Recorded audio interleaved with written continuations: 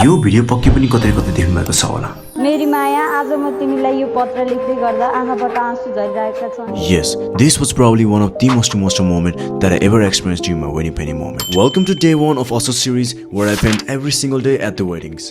दशैंको पहिलो दिन मेरो लागि चाहिँ वेडिङ पेन्टिङ बारे सुरु भएको थियो। कस्तो छ पेन्टिङ कस्तो लागिरहेछ? राम्रो राम्रो छ।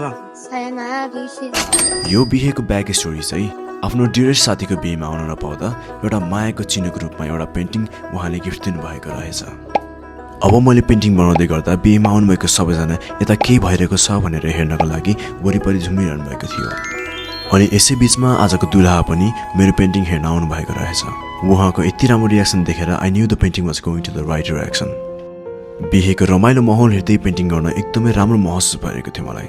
Live painting is not just a painting but it is more about emotions and connection with people. यो कुरा यो भिडियोमा यो पेन्टिङमा एकदमै स्पष्ट रूपमा देखिरहेको थियो। हजुरहरू पनि आफ्नो बिहेमा यस्तो पेन्टिङ चाहनुहुन्छ या आफ्नो डियरेस्ट पर्सनको बिहेमा यस्तो पेन्टिङ दिन चाहनुहुन्छ भने हामीलाई पक्कै पनि कन्ट्याक्ट गर्नुहोला।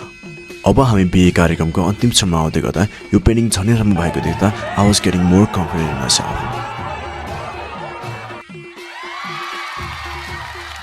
And finally, this was the time to show the painting to the bride and groom.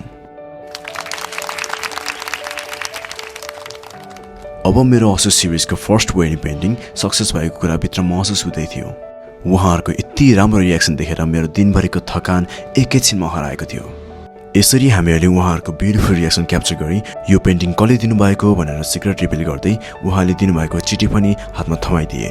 अब यो पछिको ब्युटिफुल इमोसनल मोमेन्ट चाहिँ हजुरहरूले हेर्नै पर्ने हुन्छ। यसरी हाम्रो डे 1 को सक्सेस पछि हामीहरू डे 2 को पेन्टिङको लागि फेरि प्रिपरेसन गर्न जानुपर्ने थियो। This is Gideon Sagar and we will see you in the next video.